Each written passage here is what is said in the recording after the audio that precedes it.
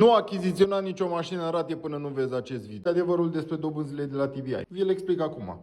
Cea mai mică dobândă este de 4,9% pe an. Ca să poți accesa această dobândă, trebuie să achiziționezi o mașină în valoare de minim 100.000 de lei și să ai un istoric bancar impecabil. Asta pe lângă condițiile generale de creditare, să fii angajat, etc. Bun. După care, dobânda de 7,9%.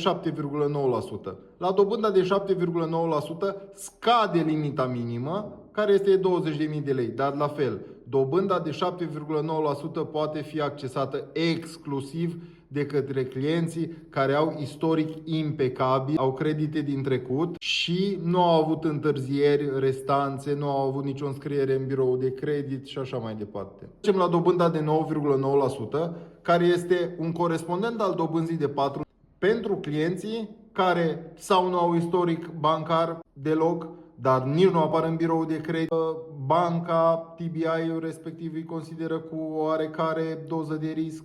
Și acum trecem la dobânzile care se aprobă majoritatea creditelor de la TBI. Începem cu 13,9, valoare minimă 20.000 de lei, pe care o poți accesa valoare maximă 166.000 de lei. Aici puteți vedea un grafic aproximativ al ratelor. Graficul este calculat, atenție, la suma de 120.000 de lei. La fel, trebuie să aveți istoric bun bancar, să nu aveți înscrieri în birou de credit nici în trecut, chiar dacă sunt rezolvate. Dobânda de 14,9% este corespondent al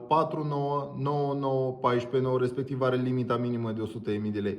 Aici, în general, sunt persoanele cu un risc și mai ridicat din punct de vedere al băncii, care sau au avut înscrieri în birou de credit în trecut, sau au avut mici probleme cu băncile. De aceea este 14,9, suma minimă 100.000 de lei. Și mai avem 19,9% și 24,9%. Aceste dobânzi sunt în principal acordate de către TBI clienților cu istoric negativ în trecut în birou de credit, dar care între timp și-au rezolvat problemele. Și nu avem de ce să-i condamnăm că oferă o dobândă de 19,9 sau 24,9, dar nici de cum 50%, 100%, ca și alte povești pe care le-am auzit.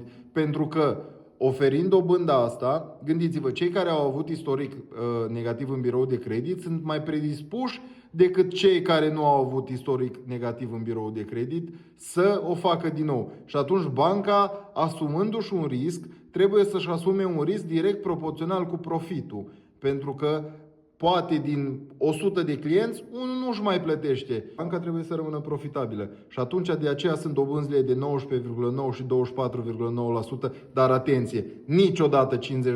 Datele sunt fixe, nu există alte comisioane ascunse, exceptând comisionul de analiză care va apare aici, este universal pentru fiecare credite. Așa că dacă vrei o mașină în rate cu transparență totală, știi unde ne găsești. Hai la Trascar!